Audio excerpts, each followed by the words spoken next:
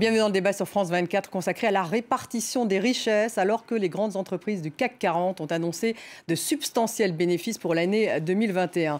Les profits cumulés du CAC 40 devraient atteindre 137 milliards d'euros, soit plus qu'en 2019 avant la crise sanitaire. Total vient d'annoncer un bénéfice record de 14 milliards d'euros, suivi, vous le voyez, de LVMH, 12 milliards d'euros, BNP Paribas, 9,5 milliards d'euros. De tels profits ne concerne pas seulement la France ou le CAC 40. Aux États-Unis, le bénéfice des entreprises, notamment dans la tech, ont également explosé. Par ailleurs, l'inflation en France va s'accélérer. Elle se maintiendra entre 3 et 3,5% sur un an à l'horizon de la fin juin, selon l'INSEE.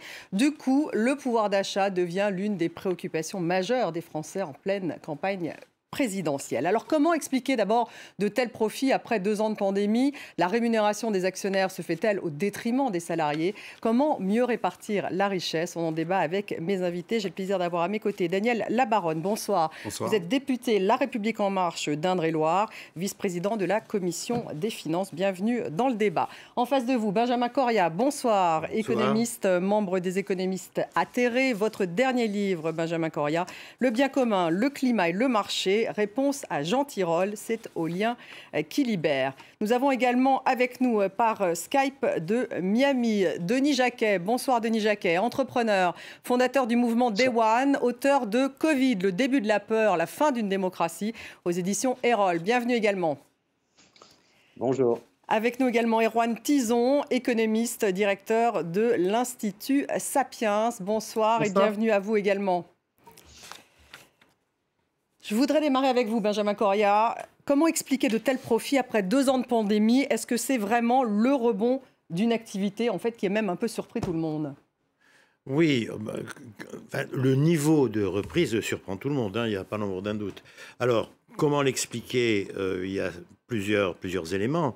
La politique monétaire extrêmement laxiste qui a été menée par la Banque centrale européenne, par la Fed depuis de nombreuses années, a permis d'alimenter la spéculation en bourse. Il n'y a aucun doute là-dessus.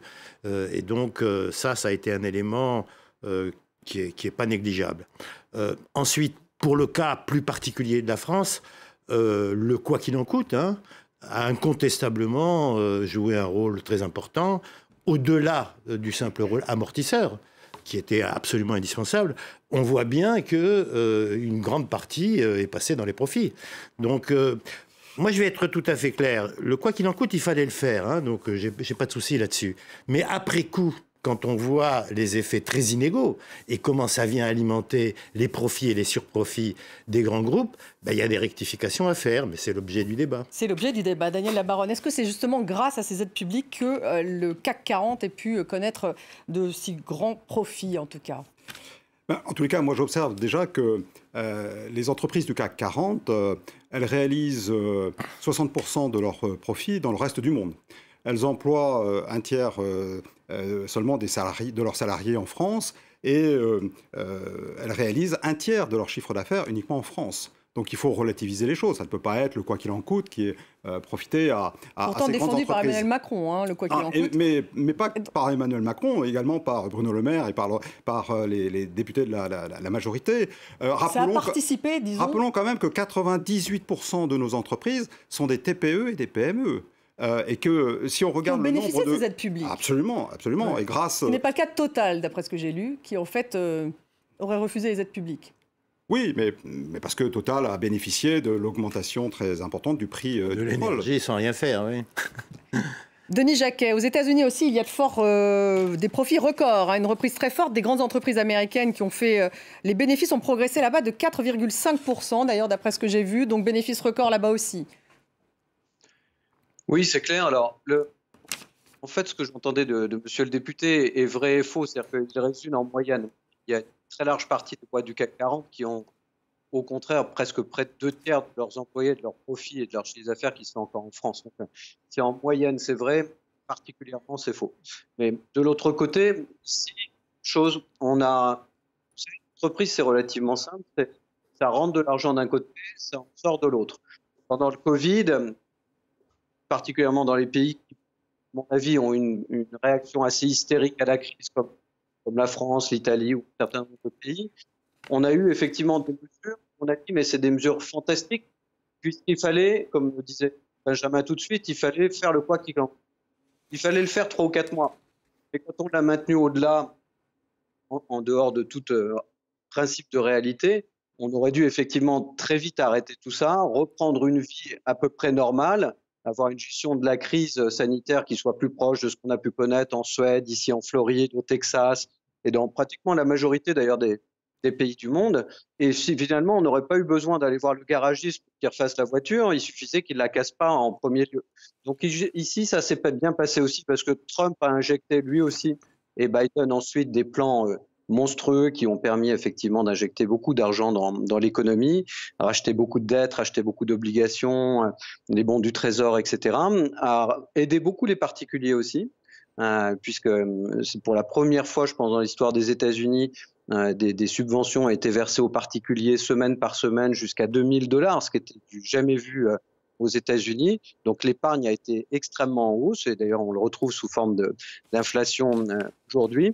Et puis les charges ont été diminuées, parce qu'évidemment toutes les entreprises qui aujourd'hui avaient des charges au quotidien les ont pas eues pendant pratiquement 1 an et demi. Donc on a des bénéfices records, mais c'est une situation tout à fait provisoire et transitoire, qui est absolument pas la réalité ni de la croissance, ni de l'activité de ces entreprises. Et Juan Tizon, vous êtes d'accord avec ce que dit Denis Jacquet? Ça sera temporaire, cette explosion des profits, et c'est lié aussi à donc, ces politiques d'aide?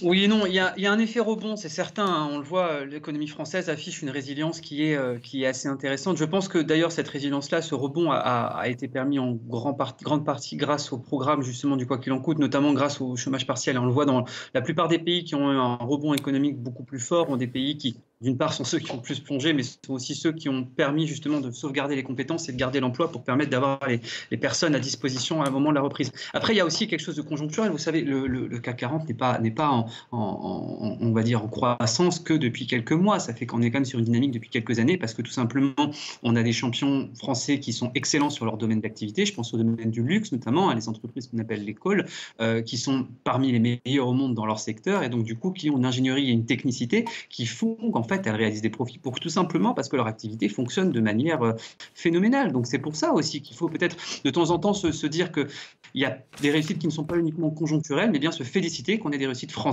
parce que ça profite là aussi non seulement aux salariés de ces entreprises-là, mais aussi à tout le reste de l'économie française. Benjamin Corrière, alors du coup, évidemment, la question du pouvoir d'achat se pose en raison de la hausse des prix, de l'inflation.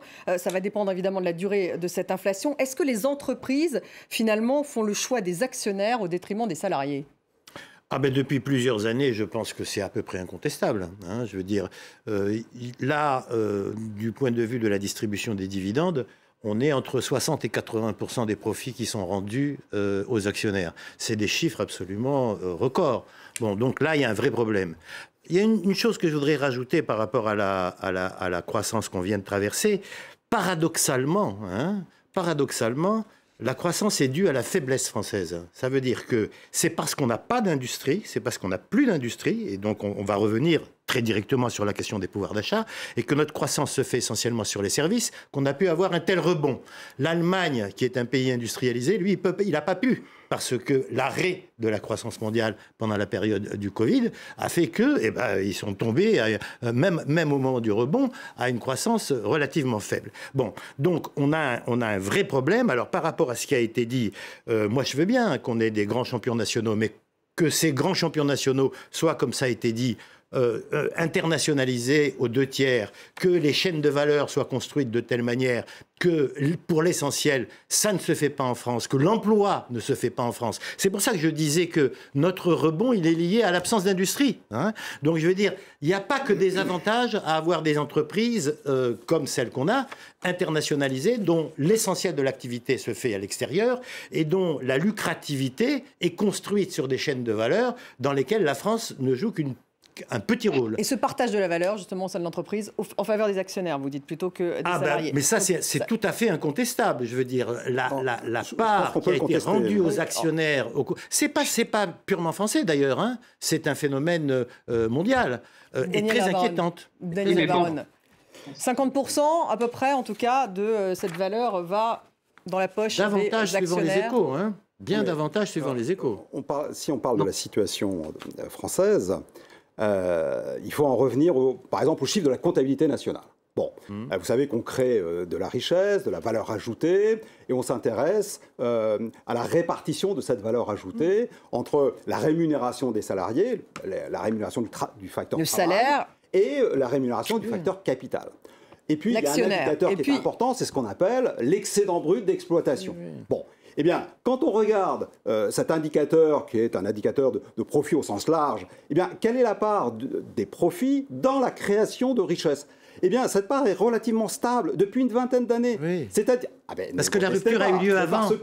Parce que vous le savez fort bien, parce que la rupture a eu lieu avant. La rupture a eu lieu dans les années 80, à partir duquel la répartition globale de la valeur ajoutée a connu un mouvement de 10% en faveur des profits. Alors depuis, c'est à peu près stable, effectivement. Donc si avec une inflation en fait qui reprend. Non mais attendez, on parlait de deux questions, c'est deux questions différentes. Hein. Il y a la question de la comptabilité nationale à laquelle vous faites référence, et c'est des indicateurs qu'il faut considérer, bien entendu. Je suis pas du tout. Mais il y a la question de qu'est-ce qui est rétrocédé sous forme de dividendes aux actionnaires par rapport à ce qui va au salaire dans les entreprises aujourd'hui. Et là, ça dépasse. Je veux dire, c'est une question plus particulière que celle de la comptabilité nationale. Une fois de plus, de quoi parle-t-on 98% de notre tissu industriel, ce sont des TPE et des PME, pour lequel l'actionnaire, c'est l'actionnaire familial, en définitive. Et la répartition du bénéfice dans le cadre de ces petites entreprises, elle passe par l'intéressement, par la participation, par le compte d'épargne, par les primes. Mais ne croyons pas que toute notre économie est dominée par des entreprises multinationales qui verseraient des profits, des dividendes qu'ils auraient obtenus grâce au quoi qu'il en coûte. C'est absolument pas le débat. Denis Jacquet, vous qui êtes entrepreneur, justement, cette question du partage des richesses concerne aussi les PME, vient de le dire d'ailleurs Daniel Labaronne. Ouais, alors vous pensez qu'elle se fait aussi au détriment des salariés aujourd'hui, ce partage de la richesse Moi, je dirais pas ça en France. En fait, quand vous voyez le taux d'impôt marginal qui est en France, qui reste le champion du monde, toute catégorie pratiquement de l'imposition, enfin imposition plus prélèvements sociaux, on reste les champions européens et quasiment un des 5 leaders mondiaux, malgré les différentes économies qu'on a vues sur la taxe d'habitation, mais on va vite voir qu'elles vont être compensées par les augmentations de taxes foncières, donc tout ça va pas très peu profiter à qui que ce soit, mais la première chose, c'est qu'il y a un système d'intéressement. Monsieur le rappelait tout de suite, un système de participation, mais qui, à mon avis, n'est pas assez large. C'est-à-dire que moi, mon rêve, c'est de faire une France d'actionnaires, parce que ce qui s'enchérit le plus, qui gagne le plus, et on le voit bien aux États-Unis, plus de 80% des gens qui gagnent plus de 100 à 150 000 $ ont une partie de leur patrimoine en bourse. Entre avril 2020, février, mars, avril 2020, où la bourse s'est écrasée, et maintenant, ils ont une augmentation de leur portefeuille qui va jusqu'à 100 ou 150%. Donc ils se sont enrichis pendant que les autres, qui ont des salaires plus faibles, se sont encore appauvris malgré les aides du gouvernement américain. Et en France, c'est la même chose, sauf qu'il n'y a pas eu ces aides. Donc du coup, il faudrait effectivement plus de Français actionnaires et le partage se ferait beaucoup mieux. Moi, ce que j'aimerais quand même rappeler, c'est que dans les actionnaires qui s'enrichissent aujourd'hui, dont on a toujours tendance à les pointer un petit peu du doigt, il y en a deux. Un, dans le monde entier, c'est ce qu'on appelait les fonds de pension, ceux qui payent les retraites aux États-Unis, mais aussi en France. Donc, quand on enrichit des actionnaires, ce n'est pas des méchants actionnaires qui vont s'acheter des yachts, c'est des gens qui vont le réinjecter dans le système, et notamment dans nos retraites, et qui vont payer les retraites à la fin du mois. Et les deuxièmes, effectivement, c'est aussi l'État, parce qu'il ne faut pas oublier que l'État est actionnaire d'un certain nombre de ces entreprises, à petite ou à grande échelle, et qui lui permet de récupérer aussi beaucoup d'argent qu'il dépense très mal par ailleurs. Donc, du coup, je pense que ça, le système de répartition en France, c'est pas si mauvais.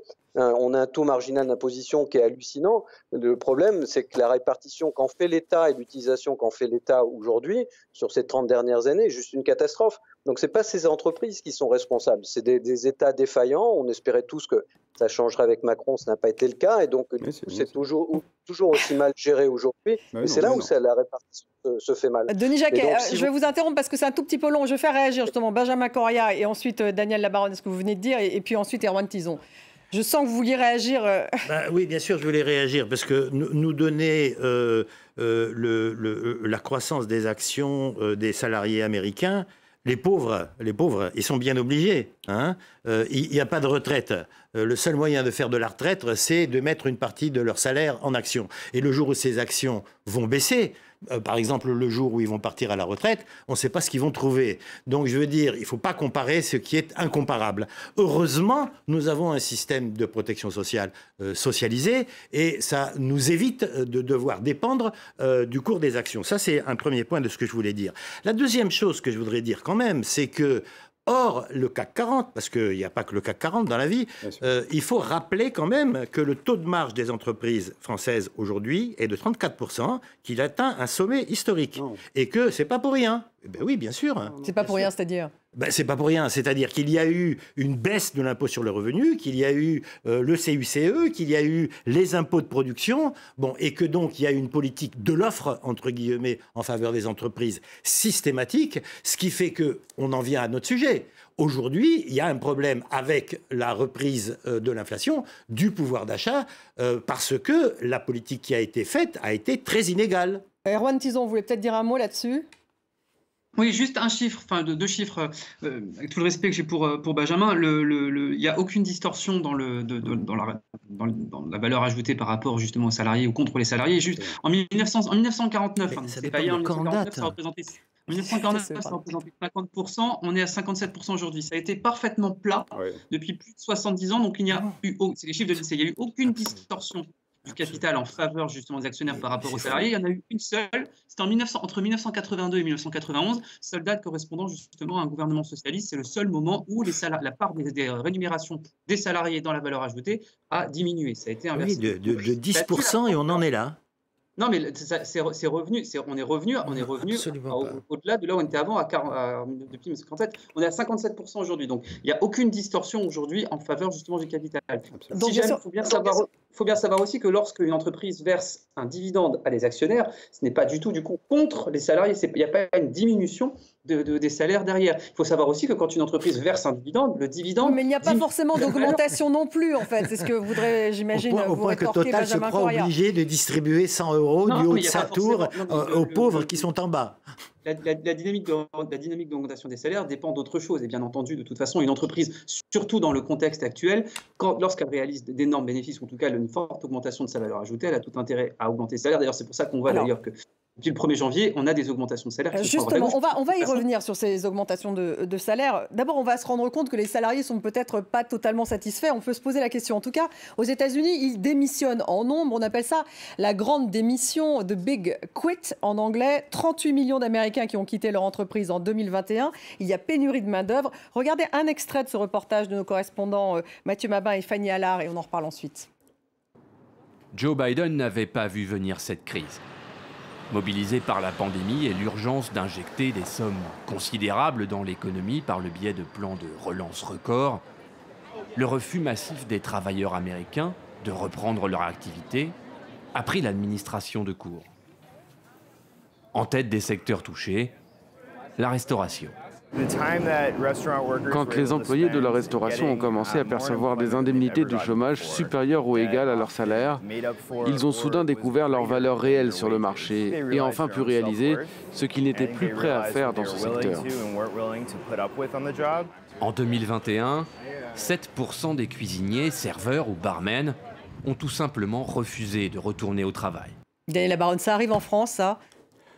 Même si le marché du travail est beaucoup plus rigide qu'aux États-Unis, il faut le rappeler. Le marché du travail est beaucoup plus rigide, mais c'est vrai que la question des rémunérations, la question des conditions de travail, la question du sens que l'on donne à son travail, tout cela a fait réfléchir, je crois, durant la période du confinement, et de nouvelles exigences sont apparues de la part des salariés qui veulent être mieux payés dans certains secteurs d'activité, qui veulent travailler dans de meilleures conditions et qui veulent orienter leur activité professionnelle dans des activités qui donnent du sens à leur action.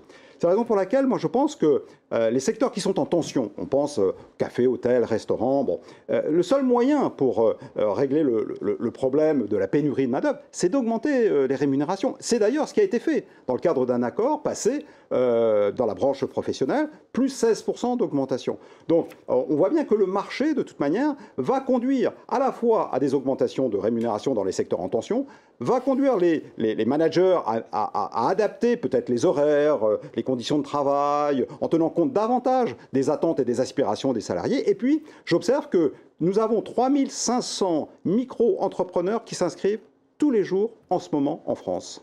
Benjamin Corrier, est-ce qu'aujourd'hui le salarié, disons, pèse plus dans le rapport de force au sein des entreprises parce que justement il y a pénurie de main-d'œuvre, il y a ce phénomène que l'on voit aux États-Unis, peut-être un petit peu en France également? Écoutez, globalement, moi, je dirais que non.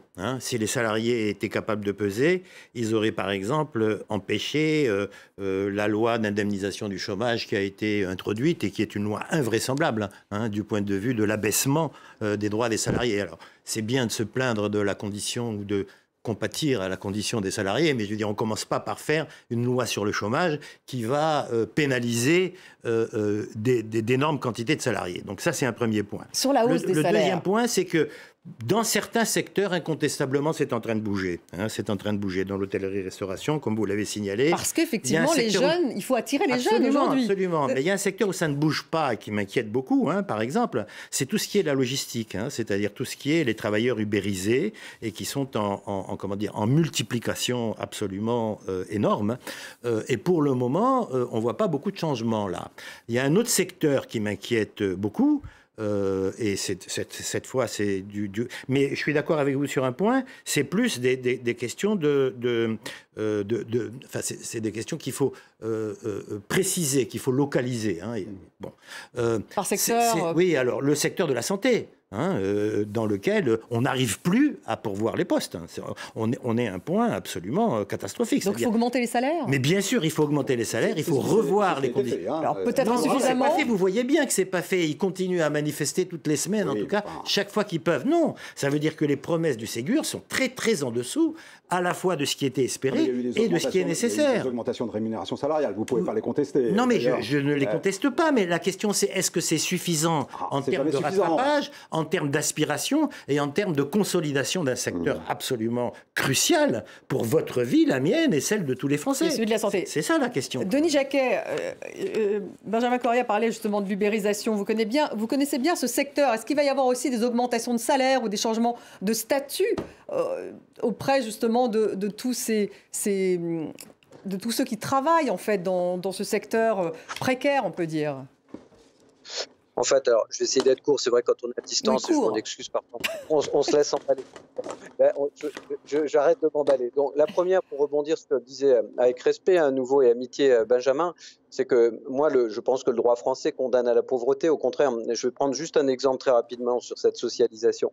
Ici, en Floride, comme dans un certain nombre d'États qui n'ont pas fait peur aux gens avec cette hystérie covidienne, les gens n'ont pas peur de travailler. Qu'est-ce qui se passe? Il y a effectivement une tension sur l'hôtellerie et la restauration. Je n'ai pas le temps de vous faire un quiz, mais je vais vous faire la réponse et la question en même temps. Est-ce que vous savez combien en moyenne un serveur dans un bar ou un restaurant en hôtel gagne ici à Miami? Donc je vous la fais courte. La réponse est entre 8 et 12 000 $ par mois. 8 et 12 000 $ par mois. Mais pour autant, ça ne les a pas empêchés de démissionner et d'être beaucoup moins justement à se bousculer, à prendre ces jobs. Et il y a deux choses sur la répartition, c'est-à-dire que la socialisation condamne au minimum. Ici, il n'y a pas de maximum. Donc ça veut dire qu'à un moment donné, quand vous gagnez 12 000, je peux vous dire que vous pouvez la préparer votre retraite. Donc c'est pour revenir sur le sujet de la répartition. La deuxième chose, c'est que tous les États où on a eu une forte pression sur la peur du Covid, New York, San Francisco, tout a chuté. Personne ne veut plus retravailler parce que tout le monde pense qu'il va retourner au travail, va tomber malade et va mourir. Dans tous les États qui n'ont pas succombé à cette folie furieuse, il y a moins de tension sur l'emploi et aujourd'hui, je peux vous dire que dans les États, le Texas, etc., il y a une forte tension, mais moins. La troisième chose, c'est qu'on a donné beaucoup d'argent, c'est jamais arrivé aux États-Unis, aux salariés pour qu'ils tiennent le coup et c'était vraiment indispensable. Trump l'a fait. Et effectivement, quand vous gagnez tout à coup jusqu'à 2 000 $ par semaine pendant plusieurs mois, pour l'instant, ils ne retournent pas au travail parce que pour l'instant, ils ont suffisamment d'épargne pour s'offrir des vacances qu'ils n'ont jamais eues. Je vous rappelle qu'aux États-Unis, au bout de 5 ou 6 ans d'ancienneté, vous avez au mieux 15 jours de vacances. Donc c'est une sorte de report plutôt? C'est du report. Et enfin, sur l'ubérisation, parce que j'ai promis de faire court, puisque j'avais fondé l'Observatoire de l'ubérisation, on avait fait des propositions qui étaient fortes sur l'intégration et l'élévation sociale des salariés dits ubérisés. Non pas en les transformant en salariés, mais en faisant en sorte que le socle social s'augmente. Bon, la seule chose qu'avait pu faire ce gouvernement et voté par les deux chambres récemment, c'est de décider que offrir du syndicalisme à l'ubérisation allait régler le problème. Enfin, c'est juste n'importe quoi. Donc, on avait fait toutes les propositions nécessaires pour ça. Et d'ailleurs, on avait même passé la main à la caisse, puisqu'on avait réussi à faire en sorte que notamment Deliveroo, qui est un champion européen, puisse offrir gratuitement une mutuelle à ses 400 000 salariés dits ubérisés indépendants en Europe, sans besoin d'avoir passé par la case salariée. Donc oui, le sujet de l'ubérisation et de cette économie n'a pas été adressé non plus par ce gouvernement. Pourtant, on avait vraiment travaillé en amont pour le faire. Et c'est dommage parce que c'est un secteur, comme disait Benjamin, qui va aller de façon exponentielle. Monsieur le député rappelait qu'il y a de plus en plus de micro-entrepreneurs et d'auto-entrepreneurs parce que c'est des gens qui pensent qu'ils veulent un trade indépendant mais qui se retrouvent face à une situation où ils n'ont pas le choix. Ils veulent rester indépendants, certes, mais ils n'ont pas de socle social. Donc il y a un vrai sujet à adresser qui n'a pas été adressé dans les 10 dernières années, et notamment dans les 5 dernières. Erwan Tison, vous êtes d'accord avec ce que vient de dire Denis Jacquet? Oui, moi je suis d'accord avec notamment sur l'analyse du côté outre-Atlantique, mais vous savez, je pense que la grande résignation, le grand The Great Resign, comme on en parle, mais qui nous touche aussi en France aujourd'hui, il y a des entreprises qui ont un mal fou à recruter, ça ne se résoudra pas uniquement par une question d'augmentation de salaire. Pourquoi? Parce que quand vous regardez les différentes enquêtes d'opinion et d'intention, la plupart des gens vous parlent aussi surtout de leurs conditions de travail. J'en prends comme exemple, par exemple, ce qui se passe à l'hôpital, ce que citait Benjamin juste avant. On a commis il n'y a pas très longtemps un rapport à l'Institut Sapiens sur justement le grand déficit infirmier, le fait qu'il y ait quasiment 20% des effectifs qui soient manquants aujourd'hui à l'hôpital. Ce n'est pas qu'une question de salaire. Quand vous écoutez les professionnels, ils vous disent que la qualité au travail et le management reviennent comme étant les deux des principales défaillances qu'on peut avoir justement dans ce genre de structure-là. Quand dans certaines entreprises, dans la restauration par exemple, où là la prise de conscience a été claire et limpide pendant la crise du Covid, quand effectivement vous vous rendez compte que vous pouvez avoir vos soirées, que vous n'êtes pas obligé d'avoir des pauses méridiennes imposées tous les jours, vous pouvez avoir vos week-ends, effectivement vous changez de regard sur votre métier. Quand vous n'êtes plus aussi, le télétravail a aussi changé ça, quand vous n'avez plus un manager ou un management toxique qui est sur votre dos à faire un micromanagement qui est improductif et qui du coup nuit complètement non seulement à votre motivation mais aussi à votre épanouissement au sein de l'entreprise, mais effectivement vous vous rendez compte qu'il y a d'autres choses, il y a d'autres activités que vous pouvez faire. C'est pour ça que cette quête de sens-là ne sera pas uniquement résolue avec des augmentations de salaire. Elles sont essentielles, elles sont nécessaires et elles sont de l'ordre de la négociation de branche dans la plupart des secteurs. Oui. Donc est-ce qu'il faudrait par exemple excusez-moi, est-ce qu'il faudrait, Benjamin Correa, augmenter le SMIC? Par exemple, le débat revient, il est augmenté en Allemagne, aux États-Unis, évidemment, Joe Biden souhaitait l'augmenter, mais enfin, il a les républicains qui sont opposés. En Angleterre, manifestement, au Royaume-Uni aussi, il est question de l'augmenter, ce SMIC. En France, il y a un petit coup de pouce, mais très faible. Oui, on a été pendant très longtemps pionniers et très en avance en termes de SMIC par rapport à d'autres pays, mais ce n'est plus du tout le cas. Ça veut dire que l'Allemagne, les États-Unis, l'Angleterre sont en train de nous rattraper à grande vitesse. Donc, dans l'état du dispositif actuel, oui, bien sûr, je suis favorable à une augmentation du SMIC. De combien alors? Ce qu'il faut savoir, non, mais ça on peut discuter. Mais si vous voulez, la difficulté qu'on a en France, c'est que les travailleurs payés au SMIC les employeurs ne payent quasiment zéro charge. Ouais. Bon, donc on a un système qui s'est progressivement installé au cours du temps, qui est très pervers, parce que si on avait un système de prestations sociales, si je peux dire, plus équilibré, ça nous permettrait de faire plus de choses en termes de politique salariale. Mais dans tous les cas, il y a une urgence là. Il y a une urgence non seulement pour ceux qui sont privés de revenus, mais pour tous les travailleurs pauvres qui sont au SMIC. D'augmenter le SMIC, vous voulez dire? Ou une urgence? Non, je dis il y a une urgence. Il faut augmenter le SMIC compte tenu de l'urgence. Mais je ne dis pas que c'est la meilleure solution. Trouver des formules de revenus garantis pour les plus pauvres, avec des contreparties bien sûr, devrait, à mon avis, être la solution vers laquelle aller. Daniel Labaronne. Merci beaucoup. D'abord, la question du pouvoir d'achat ne se résume pas uniquement à la question de la rémunération salariale. Nous avons par exemple baissé les impôts sur le revenu de 18 millions de Français. Nous avons mis en place un système de zéro reste à charge pour les frais dentaires, pour les prothèses dentaires et pour les prothèses auditives. Donc, pour les lunettes et les prothèses auditives, pardon. Ça contribue aussi à améliorer le pouvoir d'achat. Deuxième point que je veux signaler, c'est que, et je suis assez d'accord avec ce que vient de dire Benjamin Corrière, nous avons un système où jusqu'à 1,6 SMIC, il n'y a plus de charges patronales. Et forcément, les entreprises eh bien, limitent le SMIC jusqu'à cette elles bloquent les salaires jusqu'à cette pour pouvoir bénéficier des avantages de réduction des cotisations sociales. C'est l'effet pervers dont on parlait. Donc, peut-être qu'il faudrait relever ce seuil de 1,6, peut-être jusqu'à 2,5. Ensuite, je crois que fondamentalement, la question de la rémunération salariale, c'est la question de la productivité. Si on arrivait à avoir un système productif qui dégage davantage de productivité, alors en même temps, on pourrait améliorer la rémunération salariale, on pourrait être un peu plus compétitive en consacrant une partie de ces gains de productivité à la baisse des prix de vente des produits. Donc moi, je considère que la clé pour régler cette difficulté de la rémunération salariale, c'est celle de l'innovation, de la recherche, mais aussi c'est celle de la formation, de la qualification, pour permettre à des salariés d'avoir des niveaux de formation qui leur permettent de prétendre à de meilleures rémunérations sur le marché du travail. Est-ce que les salaires augmentent aussi vite que la productivité en France ? Ça dépend des périodes. Là, comme la productivité a baissé, il y a effectivement une difficulté. Mais donc, sur le fond, je crois qu'il n'y a aucun économiste qui pourrait être en désaccord avec vous. C'est-à-dire que la clé de l'augmentation des salaires, c'est effectivement celle de la productivité. Mais la distribution primaire est un problème. Et donc, comment dire, indépendamment de ça, il y a une vraie déformation qui a été encore accrue dans les dernières années, et il y a un rééquilibrage à faire. Donc ce rééquilibrage, est-ce qu'il faudrait contraindre Benjamin Corrière ? Moi, je veux bien qu'on dise que le CAC 40, c'est le CAC 40. Contraindre les entreprises, par exemple, on se souvient de ce débat au moment de Nicolas Sarkozy, où il disait qu'il faudrait un tiers de dividendes, un tiers de rémunération pour les salariés et un tiers pour les investissements. Est-ce qu'il faudrait imposer cela aux entreprises ? De rémunération. C'est une des formules. Un tiers de rémunération pour les salariés. On parlait des profits, là.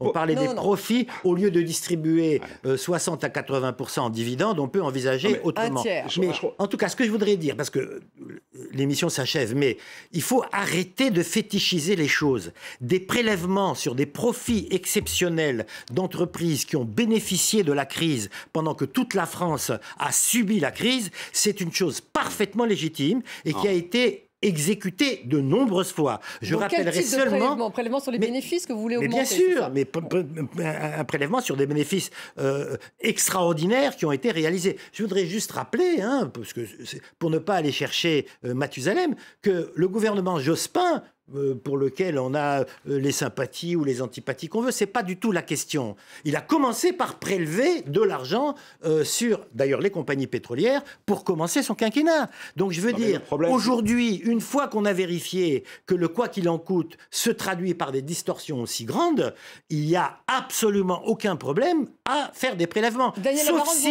Sauf si politiquement, on ne veut pas le faire, bien entendu. Pour l'instant, c'est ce qui se passe. Le quoi qu'il en coûte, il a essentiellement profiter aux TPE et aux PME. Premier point. Deuxième point, le taux de marge, la répartition de la richesse ne s'est pas déformé entre les revenus du travail et les revenus du capital. Ça a été rappelé tout à l'heure par un de nos intervenants. Enfin, il faudrait surtout que les entreprises qui font du profit, les entreprises françaises qui font du profit dans le reste du monde, fassent leur profit en France, c'est-à-dire relocalisent leur activité de production pour que cela profite aux salariés français, aux revenus français et à l'investissement français. On peut toujours dire ça, et vous savez que ça n'adviendra pas. Mais pourquoi ? Mais parce que la désindustrialisation en France ne fait que s'accroître. Mais non, c'est pas vrai. Mais écoutez, c'est pas parce que il y a 50 entreprises qui ont annoncé des investissements pour 30 emplois qu'il y a une réindustrialisation en France. Il ne faut pas se moquer du monde. Il y a une désindustrialisation massive, et c'est ça qui explique, je l'ai indiqué tout à l'heure, la croissance de la France. C'est parce qu'on n'a pas d'industrie qu'on n'est pas bloqué par une crise internationale. Un petit mot sur on vend des l'organisation. services et des services aux entreprises. Un petit mot sur l'organisation du travail.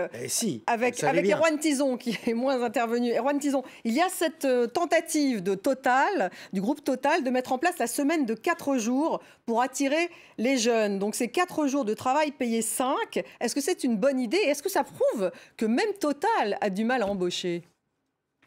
C'est une bonne idée, c'est à Total d'en décider. Vous savez, la semaine de 4 jours, avec la semaine de 4 jours, il ne faut surtout pas refaire l'erreur qu'on a fait avec les 35 heures, c'est-à-dire d'imposer à toutes les entreprises de tous les secteurs un temps de travail minimum. Si vous avez des entreprises, je pense notamment à LDLC à Lyon, où ça fonctionne très bien la semaine de 4 jours parce que les personnes font leurs 35-40 heures sur 4 jours et tout le monde y trouve son compte. Mais il faut que ça reste tout simplement un accord interne à l'entreprise et une discussion entre les salariés et la direction, parce que vous ne pouvez pas avoir la même chose, que ce soit dans l'hôtellerie, restauration ou déjà en manque de bras, si en plus vous leur dites qu'il faut qu'ils travaillent 1 ou 2 jours au moins, ça va être compliqué, comme par exemple dans des plateformes de livraison ou alors dans certaines entreprises. Donc il faut que c'est une très belle idée si c'est décidé en interne entre les salariés, leurs représentants et les employeurs. Denis Jacquet, qu'en pensez-vous? Un peu de flexibilité également sur l'organisation du travail.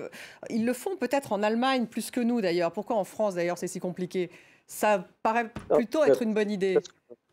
Parce qu'en France, on veut absolument mettre tout le monde dans la même boîte à chaussures. Et donc, on prend une loi qui s'applique à tout le monde. C'est one size fits all. Donc, c'est juste, si on commence à laisser l'État faire ça, on est mort.